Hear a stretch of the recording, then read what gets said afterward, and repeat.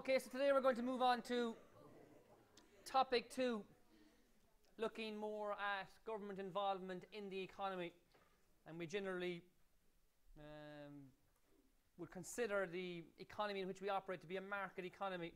But is that necessarily the case?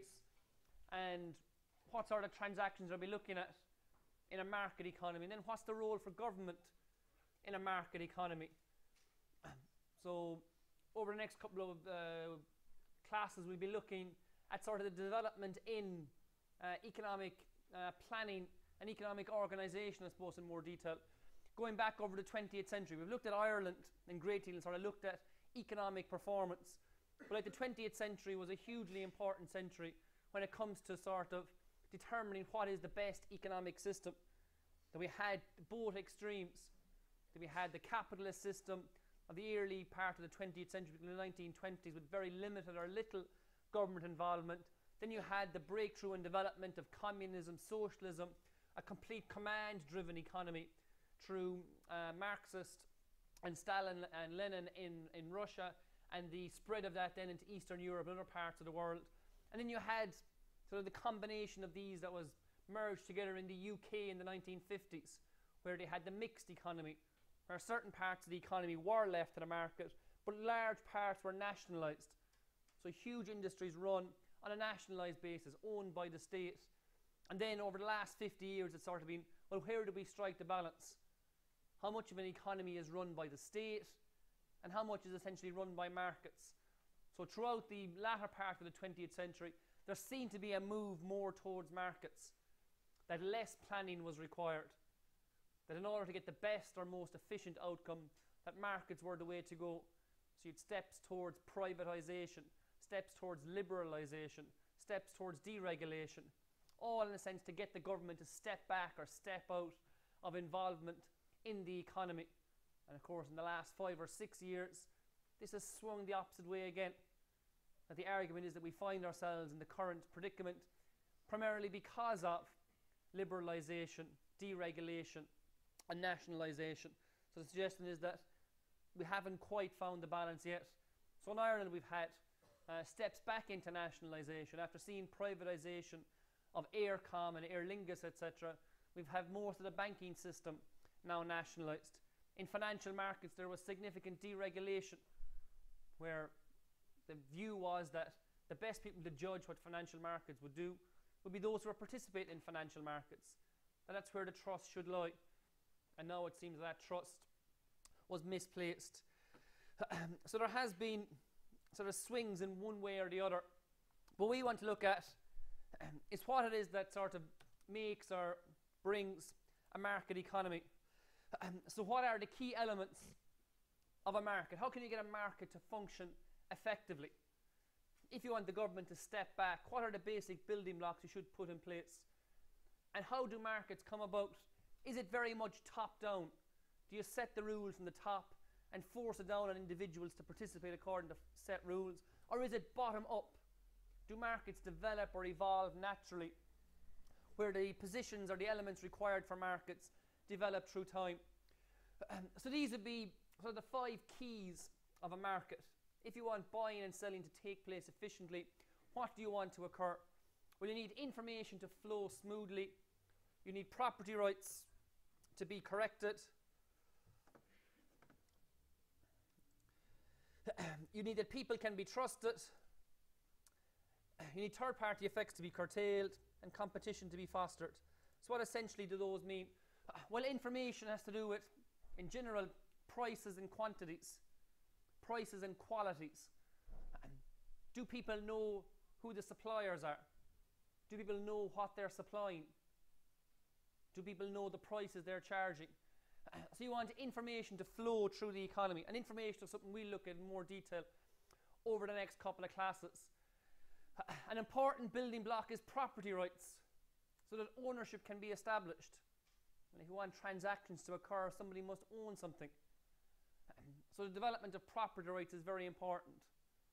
Right from the smallest piece of property you can imagine, right up to large houses, land, etc. And as the economy has developed, property rights have moved from the physical sense much more into the intellectual sense. Ideas, concepts, inventions, so that you can protect things that might not be traditionally owned in the physical sense, but in the intellectual sense. A third key building block is that people can be trusted.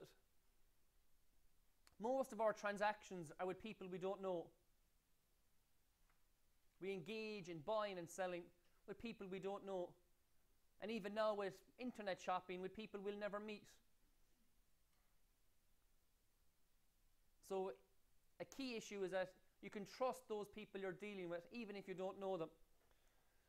A fourth building block is that third-party side effects are curtailed. In general, we assume these, or consider these to be externalities. Third-party side effects are something which happens outside the transaction. And then the final building block is that competition is fostered. That neither party or neither side to a transaction has excess power. Be it on the supplier side through monopolies, where there's just one person purchasing, or on the buyer side through monopsonies, where there's just one person buying. So you want competition on both sides. So you don't want individuals who are purchasing to be completely dependent on one company providing the product. And then if you're selling, you don't want to be completely dependent on one purchaser. A situation where there's a monopsony, one purchaser, one buyer. So these are the key building blocks of markets. And in many cases, these happen automatically. That these occur, these exist, these are in place. But in a great number of cases, they're not. And it's an absence of these that justifies government involvement to make markets better. Not so much to be the market, but to make it work better. To allow information to flow in a better manner. And you can think of umpteen cases where governments mandate that information must be given to consumers. Be it from a simple step like forecourt retailers having to put the price up in a big sign that's visible from the road. Doctor surgeries having to put the price visible in the waiting room. These are all mandated by government to try and get price information out to consumers. In some instances, the markets themselves want to get the information out there. So in the retail market, there's no compulsion that Tesco, Dunn, SuperValu, Lidl, Aldi or any other multiple retailer takes out a 2-page ad in the Sunday newspapers. Yet most Sundays you can't open the newspapers without seeing a lot of ads from these companies promoting their prices. So in some instances it does happen automatically and the government doesn't have to do too much. Although if you go to any retailer, the price of every product has to be displayed on the shelf. So you go to purchase a product, the price has to be on the shelf. Yet for some other companies, they force the companies to put the price up before the customer gets there. So petrol stations on the outside, even pubs, you walk into a pub, there is a standard price list that must be visible to customers on the way into a pub. And if a pub is one that wishes to change prices, as some do, they must issue receipts. So if you're in a pub that issues receipts, beware that it may be because the price might change. So there are many instances where the information flows correctly, and other instances where the information is mandated that it flows. Property rights are a huge issue for government, as the legal system supports those, and in the vast majority of countries it's the government which provides the legal system. And property rights for physical property are important. In most developed countries there are established rights for ownership, and it's pretty easy to establish ownership for land, for property, or there are registers where a person can claim and show their ownership. In a lot of developing countries, no such register exists. Property rights are informal. Property rights are coming from the bottom up, that by a value of time or over time somebody declares that they own a particular plot of land, own a particular property, own a particular area. But when it comes to actually proving it, it's very difficult to prove. One of the key abilities or access that the developed world has is to finance. And one of the key issues you need in terms of finance is collateral. If you're going to get a loan, can you provide collateral? So ownership of property is important when providing collateral. So people starting businesses, setting up businesses, expanding businesses, a lot of times they will use equity in the family home to provide the collateral for those loans. That they'll go to the bank and say, look, we're a start-up business, we're a risky venture, give us 50 grand, but the collateral we'll put up is the family home. Studies have been undertaken in the developing world that one of the key issues or key problems holding the developing world back is a lack of access to finance. And one problem is that they don't have well-established property rights. That they can't go to banks and say, look, I own this house, I own this land, here is the deeds of ownership, now can I have a loan on the basis of that? Informally they own the land, informally they own the house, but there isn't a formal system in place.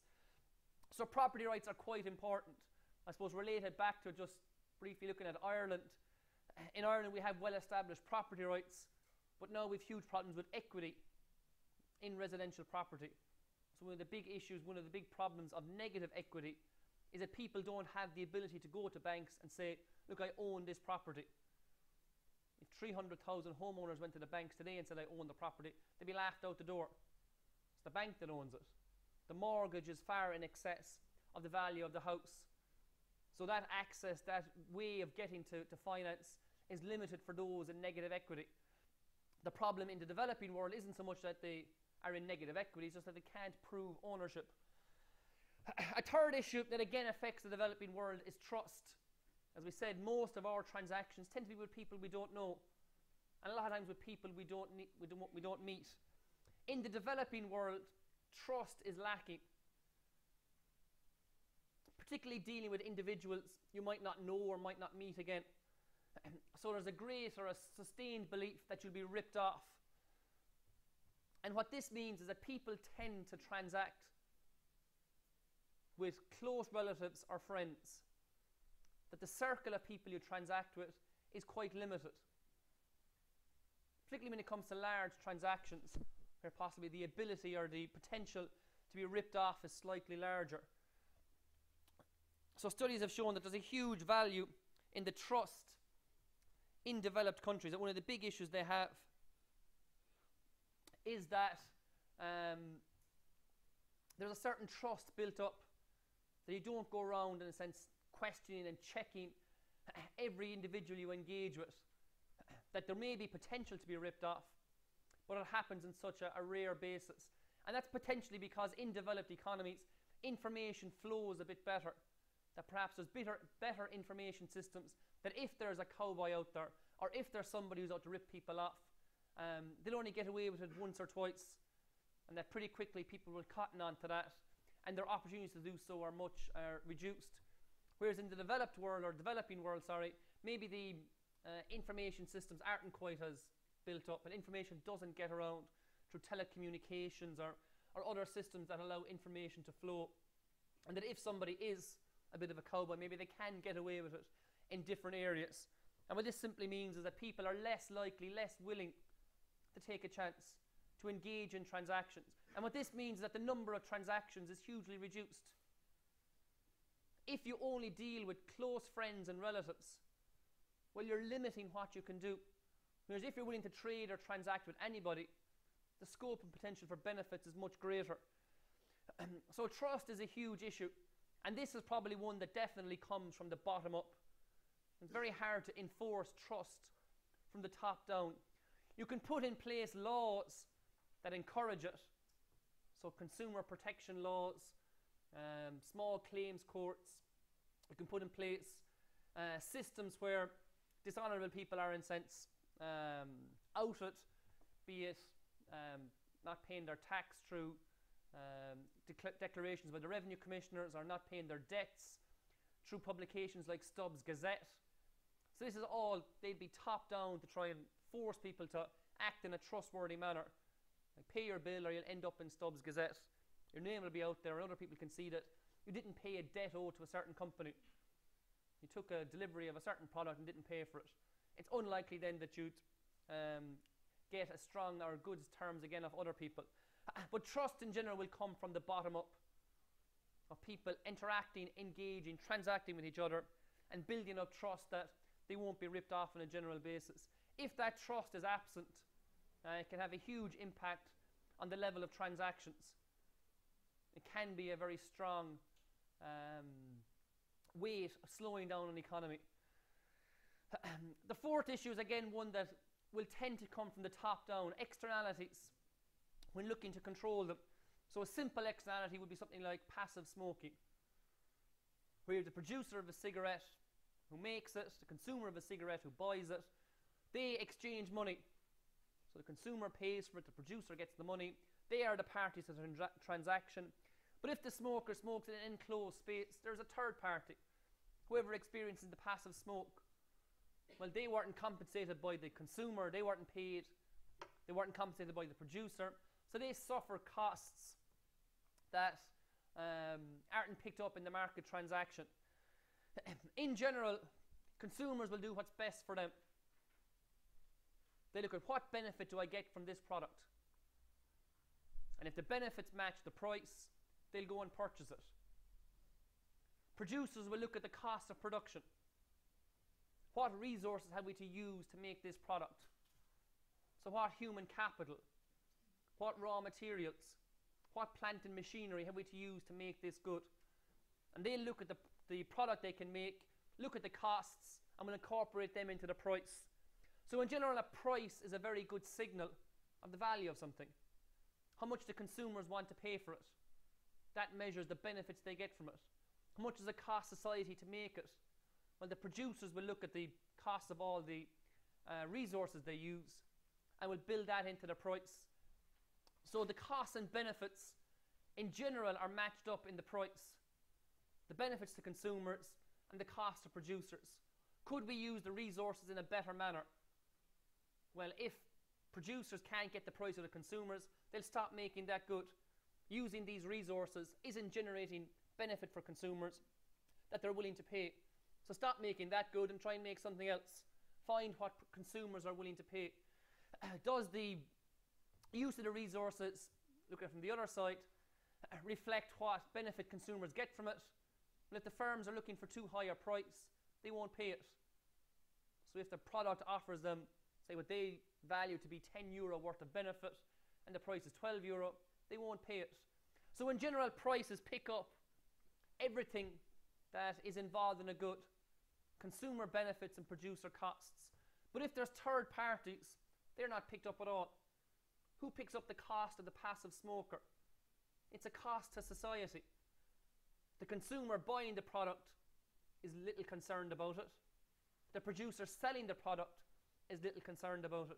So in general, while prices equate costs and benefits, and a free price will balance the benefits to consumers and the cost to producers, and you'll get an efficient use of resources. If there are costs outside of the transaction, well, those beneficial elements of markets can be limited if the full costs aren't picked up. So if the cost of resources change, the firm will change their behaviour.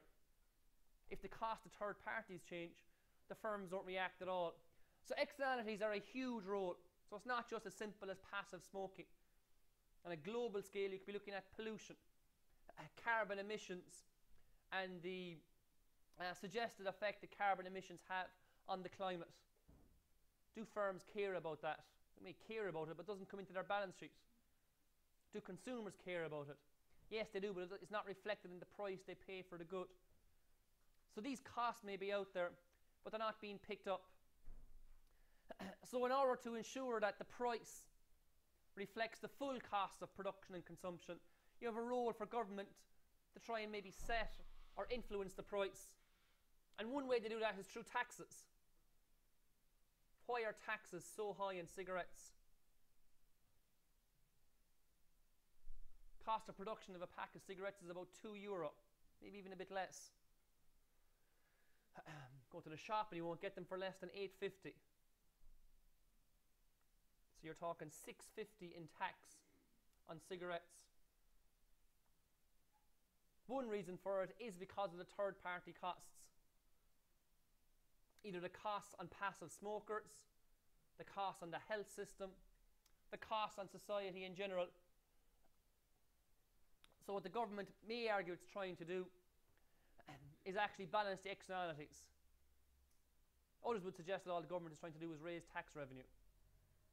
Cigarettes are an addictive product. Whether they cost €4 or $8.50, people will still buy them. So you can raise substantial revenue. And there are benefits to having a substantial smoking population for a government. The government may lose and have excessive costs through healthcare, but most people are going to go through the healthcare system at some stage. Studies have shown that most healthcare costs tend to be generated towards the end of your life. So everybody is going to die, so the healthcare costs are largely going to exist anyway. With smokers, they come that bit earlier. And perhaps some of the treatments, some of the procedures are a bit more expensive. But one benefit of smoking for governments is that people do die earlier. Reduced pension expenditure as a result of earlier death. Not something you'd hear mentioned on too often a basis. But one problem we face in Ireland is the cost of our pensions in future. So we did set up a National Pension Reserve Fund 10 years ago to fund pension expenditure from 2025 on. We got up to having about 21 billion in it. Unfortunately, we poured most of it into the banks. So that money is absent. But we still have 14 years to get it back again, to build up the fund. And there have been steps taken recently to try to reduce public sector pensions. So for current public sector workers, your pension is based on the last number of years you're in employment. So if you get promoted towards the end of your career, your pension is based on what you earned for the last 4 or 5 years. What the changes will be introduced for new public sector workers is that their pension will be based on lifetime earnings.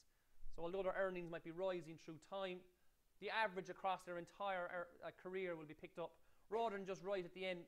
And most people tend to have highest earnings right at the end. So this is a belief to save about a third on the public sector pension bill from 2050 onwards. So we've 39 years to wait until that kicks in. Nobody suggests that the government could cut their pension bill, I suppose, by dropping packets of cigarettes in staff rooms around the public sector. But it would have the same effect. So third-party side effects have an important role to play. And in general, consumers and producers will tend to ignore them. The consumer just looks at, what can I get from this product? How much is it costing me? The producer is looking, how much does it cost to make this product? And the cost is just the resources that go into it, rather than other things which you don't have to pay for. So firms don't have to pay for air quality, don't have to pay for water quality, generally don't have to pay for emissions. But these are all costs of making the particular good. So there is an argument to suggest that there's a strong role for government in ensuring that externalities are accounted for. And it's not just externalities in production that have a role to play. There are also externalities in consumption. Use of email is one area where there are third-party side effects that need to be curtailed, primarily through spam. So the fact that it's free, consumers generally weigh up the cost of using something. Will I buy it? Will I do it? Will I use it? If something is free, it'll tend to be overused. So with email, the cost of sending an email is practically zero. The cost the same to send one as to send 10 billion. So if you can harvest hundreds of thousands of email addresses, you can spam those repeatedly at no cost. So there are suggestions that there should be limits placed on email use. Another area of consumption that has significant impact is on public goods, where something is free for everybody, just as email is.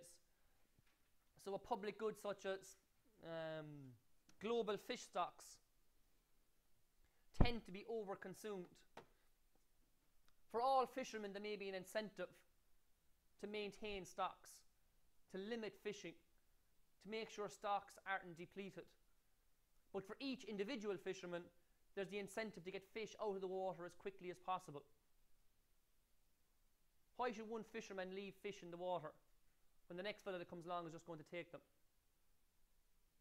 So the incentive isn't there individually. Collectively, we'd be better off if stocks could be maintained. Individually, you're better off if you catch as much fish as you can.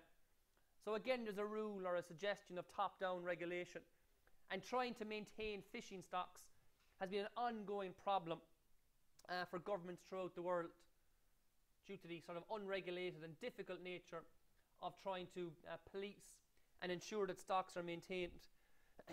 We don't have such a problem when it comes to beef stocks, when it comes to the number of cattle. How come there's no suggestion that there are problems in the consumption of the number of cattle? Well, the issue here goes back to the second one. With cattle, property rights can be established. Put them into a field with a fence, they'll stay inside there. With fish, you don't have the same ability. 71% of the planet's surface is water, and fish are practically free to go wherever they want. So if fishermen see them, their objective is to get them out of the water as quickly as possible. Hence, getting a cod fillet fish finger is nigh on an impossibility. Look at the box and you'll see it'll be some other class of white fish in the product that in itself in 10 or 12 years could be depleted and replaced by another one. And these are all third-party effects. That consumption by one person is influencing or affecting consumption by others.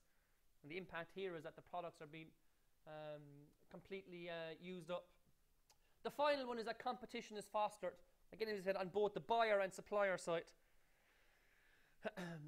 If you have no choice and you have to go to one supplier, well, that supplier has significant market power. Most firms in competitive settings are price takers. What is the price in the market? Well, you must charge pretty much close to that. If you're a monopoly, you're not a price taker. You have the ability to set the price.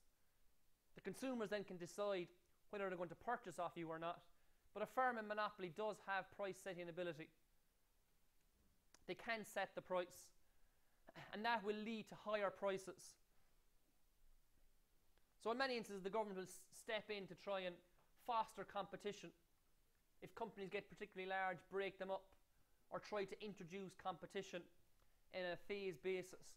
So in Ireland, the private health insurance market up to the 1990s was a monopoly controlled by the VHI. Then Bupa were allowed to enter. They've subsequently become Quinn. And Vivas and other insurance companies are providing health insurance. In the mobile phone market, the government controls the licenses. So initially in Ireland, we started off with Aircell, an offshoot of Telecom Éireann as it was at the time. And then the government said we want to introduce competition into the market, so they were going to auction a license for the second mobile phone operator. And I suppose this highlights some of the problems with government. Such a license is extremely valuable. The person who got the license is now a billionaire. But it was about introducing competition into the market at its most basic. So after Aircell we had O2, or at the time as it was ESAT. So stepping up or increasing the number of operators in the market, which is simply about giving the consumer choice, having the ability to move from one supplier to another.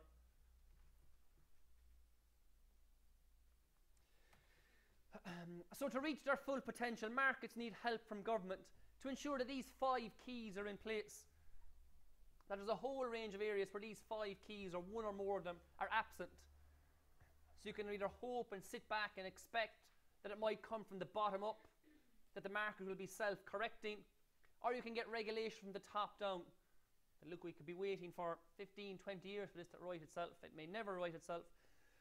So the indication is that you should bring the regulation in from the top. So markets coordinate the economy better than any centralized alternative. So while I have a complete command economy, well, that has shown up to be pretty much a failure. But help from government is essential if the economy is to reach its full potential. So while we can have a market, capital or free economy, it does need some role for government. And this is where a huge debate lies in economics. Where do you draw the line? How far into the market should the government go?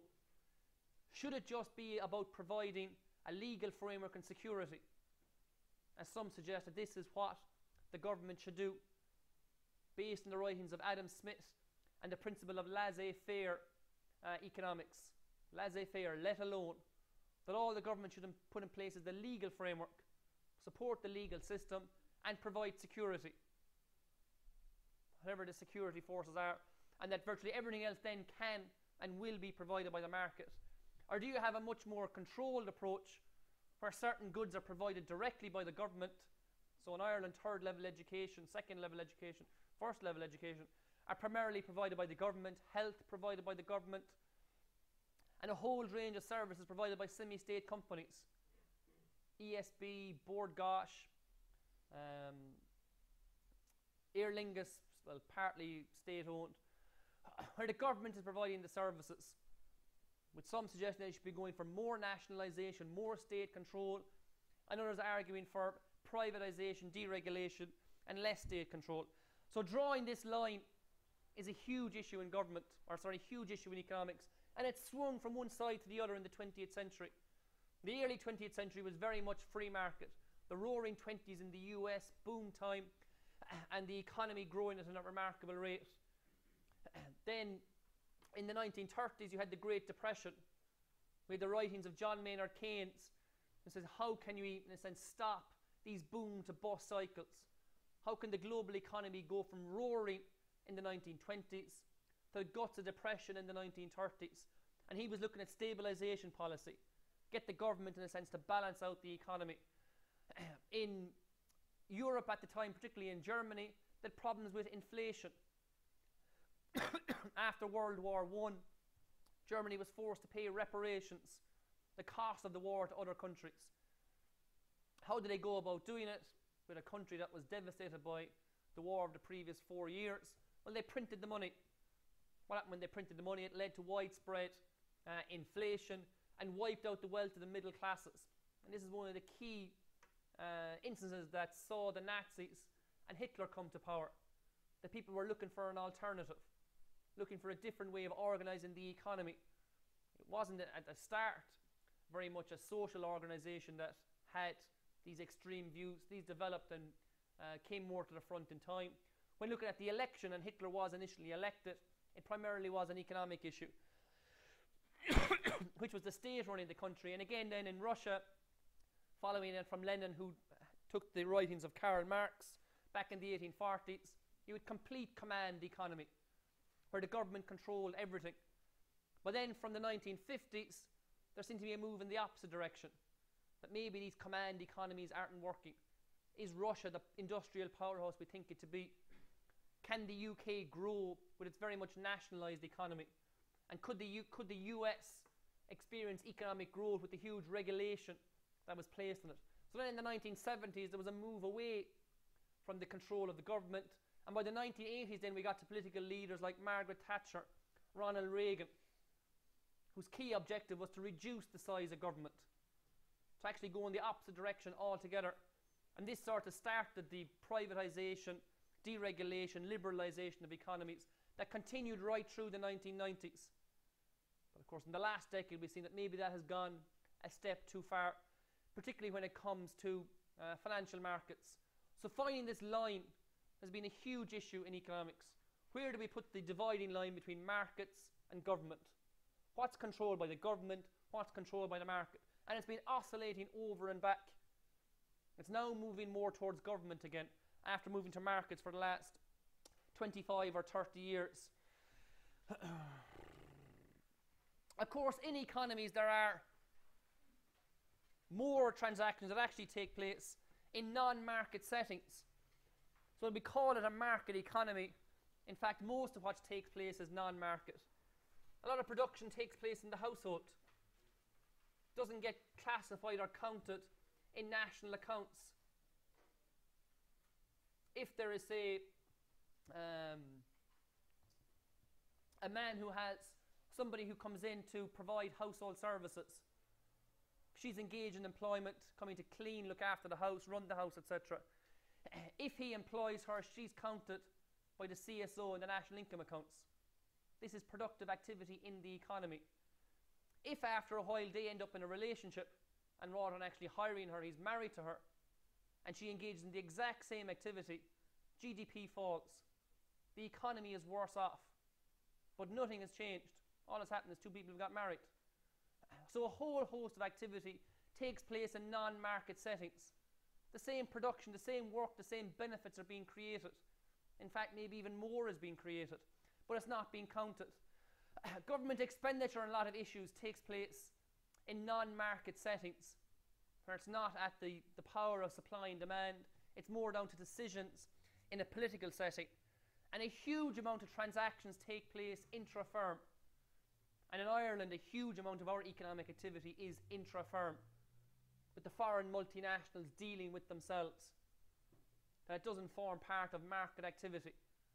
That a subsidiary of Google or Eli Lilly or Pfizer or Intel selling to a subsidiary in another country. This isn't a market transaction. This isn't where somebody has a choice to buy and sell. This is where the firm decides what will happen itself. And while economies have moved away from command and communism, companies have got ever larger. And companies are pretty much a command setting where rules come from the top down. Walmart will be in the top 30 countries in the world. It has 800,000 employees. So a command economy that runs for a population of that size would tend to fail, but companies of that size tend to be reasonably successful. And again, it's because the border can change. It's not set or rigid or fixed as it would be in a command economy. So how do you go about market design? Well, there's two issues and two elements. One that comes from the top down, state laws and regulations. So what does the state regulate and control and put in place? And then there's what happens from the bottom up. The market's culture, the behavioural norms, the informal codes of practice, the conventions that build up through time, just from people with dealing with each other. And it's sort of where these meet. Like how much comes from the bottom up? Can trust be generated just through behaviour? Or do you need laws to enforce it from the top down? So it is a combination of the two. And again, there are different views on how or what should happen. Should the power come from the top, or should you wait and see whether it can develop and come from the bottom? So a market is a social construction dealing with people. That depends on the mechanisms that organise buying and selling. So whether they're top down or bottom up, it can have an impact. The big issue with markets, and why in some instances firms are quite large.